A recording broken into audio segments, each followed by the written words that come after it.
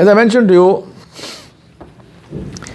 the issue of character. There's a beautiful incident in the Seerah where Rasulullah Sallallahu Alaihi Wasallam was sitting with some of his companions and Abu Bakr Siddiq radiallahu anhu was among them. And a man came there, and this man obviously had something against Sayyidina Abu Bakr Siddiq radiallahu anhu. So in the presence of Rasulullah Sallallahu Alaihi Wasallam, he started abusing Abu Bakr Siddiq radiallahu anhu. Now Sayyidina Abu Bakr radiallahu anhu just sat quietly, did not say anything. And he kind of glanced at Nabi Sallallahu Alaihi Wasallam and he saw that Rasulullah Sallallahu Alaihi Wasallam actually had a smile on his face, a slight smile on his face. So I suppose he must have felt bad. This man is cursing me and my greatest friend is smiling. Anyway, obviously he didn't say anything. But this man continued. So this man continued cursing and abusing him until Abu Bakr as-Siddiq radiallahu anhu couldn't take it anymore. So he retaliated, just one word, something he said to this man in return, in response. The moment he said that, Rasulullah Sallallahu Alaihi Wasallam got up and walked away. Now the moment when that happened, Abu Bakr Siddiq radiallahu anhu forgot about this man who was cursing him. He got up, he went behind Nabi Sallallahu Alaihi Wasallam, he had tears in his eyes, he said, Ya Rasulullah, what did I do wrong? This man was cursing me and you were smiling, you didn't say anything to him. And now I said one word and I walked away and you walked away, and then, Rasulullah Sallallahu Alaihi Wasallam said, I was smiling because while that man was cursing you and you were silent, there was an angel there. Allah had sent an angel and the angel was making dua for you. The angel was asking Allah to forgive you and to bless you. So I was smiling. I was not smiling because the man was cursing at you. He said, the moment you responded, the angel left. And he said, if the angel left, why should I stay there? I also left. Right? I know it sounds tough, but that is the nature of good things. That's why the other day I told you, pick your heart. This life is hard. Anything in this life which is worth having is hard. So don't complain, life is hard, life is painful. It is supposed to be painful. So pick your pain. Which pain do you want? Pick your heart. Work for that. Getting a good education is hard. Being ignorant is also hard. Earning a decent living and living in a nice house is hard. Living on the street is also hard. You don't want to work to get a good house? Go live on the street. Who stops you? Everything is hard. So pick your heart. Which one do you want?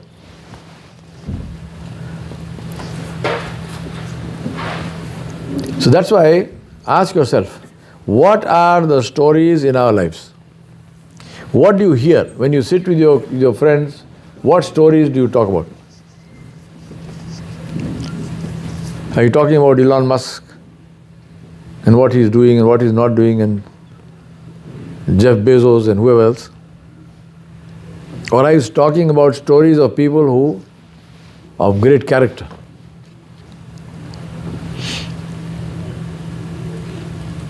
Which one?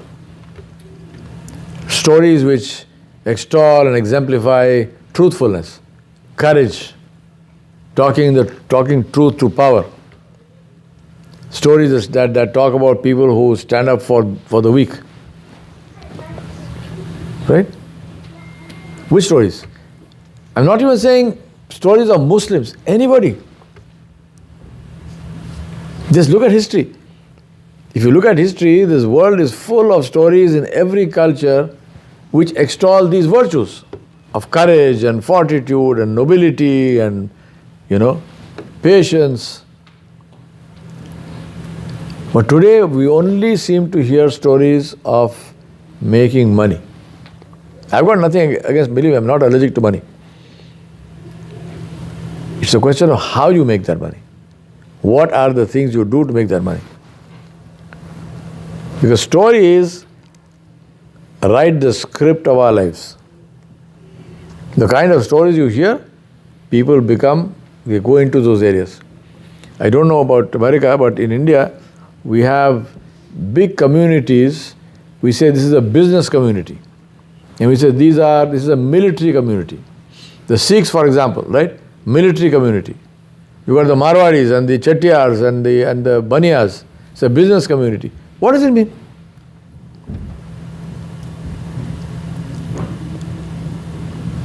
Stories. These are people who grow up with those stories of business deals.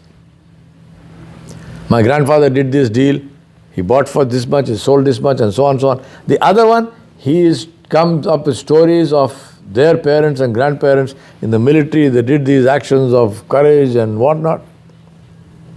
They script the path of your destiny. So watch what stories you are telling and what stories you are hearing, and ensure that you don't sit in the company of people where you are getting those negative stories. Get out from there. Be in the company of people who have these positive stories, and then you will find it inspires you, keeps you positive and up. Doesn't depress you. And that's why I say stories of family legends. How many people today, and this is something we should do, how many people talk about your own families? Your children, do they know who were your grandparents? Who were your great-grandparents? Where did they start from? Where did they come? What happened to them? These are very important. These are extremely important things. You must sit with your children and tell them. Seriously, today I won't make a test here, but for yourself you can do this. How many people here know the name of their great-grandfather? How many people here know the name of their great-grandmother? Seriously.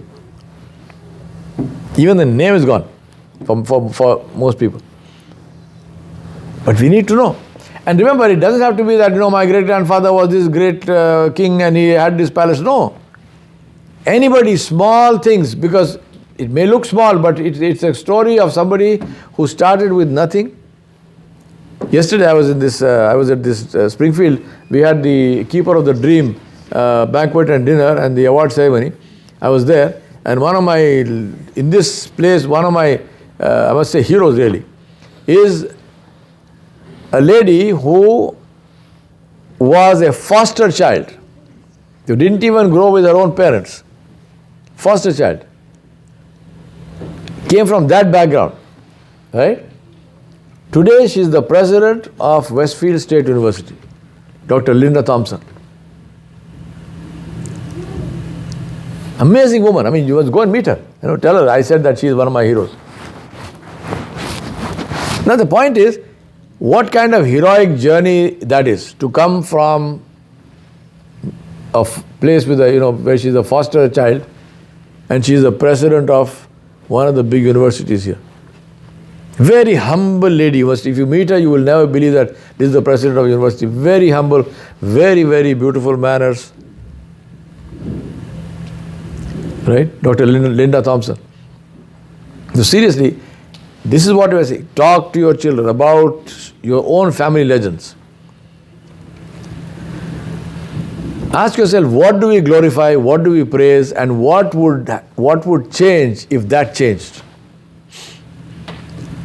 Right? This is like a absolute dumb question, right? What would change if instead of glorifying money and power, if we glorified human rights? We like to talk about human rights. Sure. I'm saying seriously. The whole world would be a completely different place altogether, right? And a much better place. But we have to do it.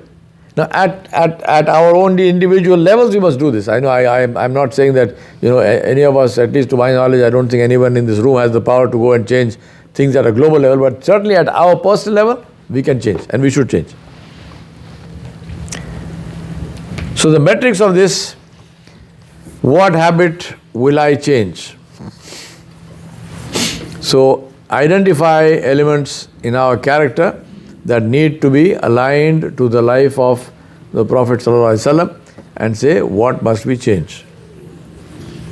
And then, like we did the last time, what will help us to succeed and what might come in the way of success, and what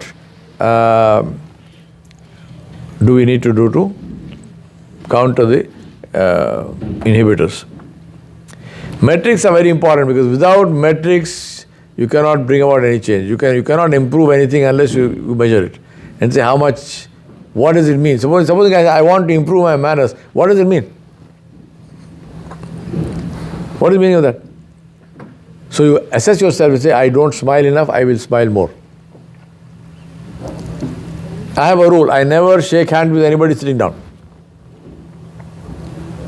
So if I'm sitting, I'll stand up as a mark of respect. Nobody, I don't care who it is, small, young person, old person, anybody. If somebody sort of comes on the back and grabs me, that's different. But if I see somebody coming, I never greet anybody sitting down. So make a metric for yourself, whatever your metric is. Then you measure that and say, okay, am I doing that? I'm not saying you won't fail, maybe you will fail, but at least you know, this is what I need to do, so how do I improve that? Greet people first. This is our deen, right? Greet people first. Sometimes the older people complain, oh, young people today, they come in, they never say salam. I said, why should you say salam? You should say salam. Because salam is dua, right? You want some 10-year-old to give you dua? It is your job as the older person to give him dua. So he says, Assalamu alaikum. Now that does not mean that the younger people should not say salam to their elders. I'm not justifying. I'm just saying that, ask yourself, young or old, am I following the sunnah? What is the sunnah? Greet first.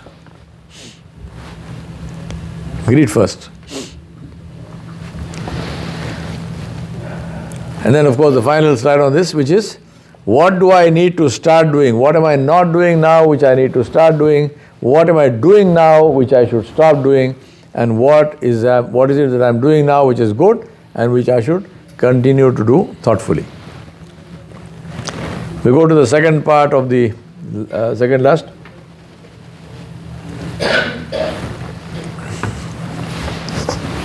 This tea is beautiful, huh? Very nice. Jazakallah.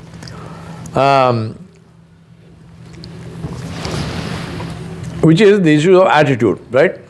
Me first to you first.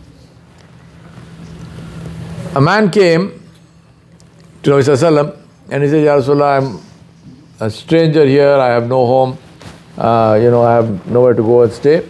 So Rasulullah Sallallahu said, will anybody entertain this guest of mine tonight? So he's first of all honoring the man by saying, he's my guest. And he's saying, will anyone take him home? Because there was no hotel. You don't say, here's the ticket to the Marriott. No. So one of the Ansari said, Ya Rasulullah, I will take him. Now he took him home and he said to his wife, we have a guest of Rasulullah Sallallahu. The wife said, we have nothing to eat. These are very poor people. They're very, very poor. I don't think there's anyone here who has nothing to eat. Our challenge today is to eat less. But they said, we have nothing to eat. She said, we have only a little bit of food which I kept for the children. The man said, take the food, bring that food, and we serve it to our guest, and the children just, put them to sleep. Tell them some story or something, put them to sleep. And when you bring the food, because in our culture we eat together. So you have one big plate in which the food is there, and the people sit around the plate and you eat from the same plate. So she said, bring the food, put the plate there, and lower the light of the lamp, as if there is not enough oil or something. So it becomes dark. And he said, I will eat with the host and I will not eat. I will let him eat. He will not be able to, he won't make out that I am not eating. So she did this. So the guest, he had his fill, he ate enough, and he left. And the Ansari Sahabi and his wife and children went to bed hungry. Next morning, when he went to the masjid, Rasulullah said, Allah subhanahu wa ta'ala revealed Quran, and Allah subhanahu wa ta'ala sent Jibreel to tell me what happened in your house. And Allah subhanahu wa ta'ala revealed this beautiful ayat of Surah Al-Insan, وَيُطْعِمُونَ الطَّعَامَ عَلَى حُبِّهِ مِسْكِينًا وَيَتِيمًا وَأَسِيرًا إِنَّمَا نُطْعِمُكُمْ لِوَجْهِ اللَّهِ لَا نُرِيدُ مِنْكُمْ جَزَاءً وَلَا شُكُورًا. Allah said, and they give food despite their love for it, despite being in need of it, to the miskin, to the poor person, to the orphan, and to the captive. I'll come to that in a second. To the captive. And saying doesn't mean they say to that person, meaning saying to themselves that we feed you seeking only Allah subhanahu wa ta'ala's pleasure. Allah's countenance, meaning seeking Allah's pleasure. We don't wish for any reward. We do not even wish to be thanked for this. So they're not saying it to the person in their hearts. Because obviously, in your heart you say, well, I gave him food, didn't even say thanks. No. I'm not feeding him for the thanks. Now, I shall come back to the captive. You see, in those days, interestingly, in the Islamic Sharia, there is no jail sentences.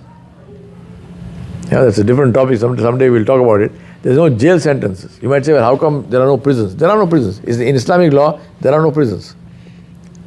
The prisons that are there in Muslim countries are nothing to do with Islamic law. In Islamic Sharia, in the criminal law, there is no imprisonment. As I say, I will come to that, and I don't want to go into that now because it takes too much time, but most welcome to ask me. I'll explain to you why imprisonment is the biggest injustice on all of society. So keep that as a marker in your mind. We'll talk about that. So what used to happen was that these were captives, these were prisoners of war. So these people were prisoners, they could not leave the place and go anywhere.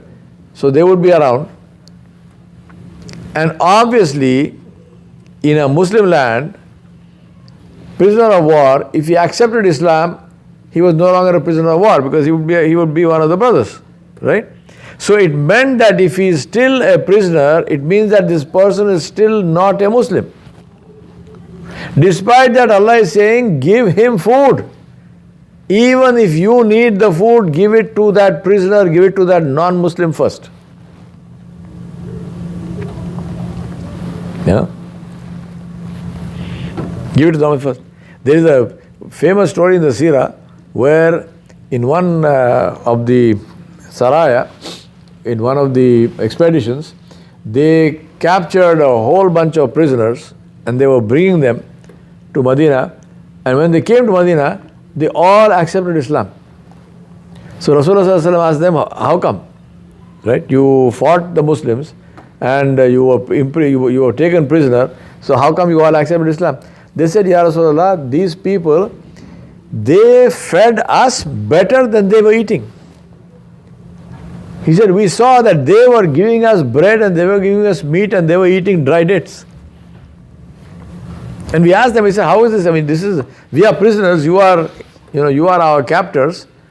How come you are giving us better food? They said, this is our religion. This is what Allah has told us to do.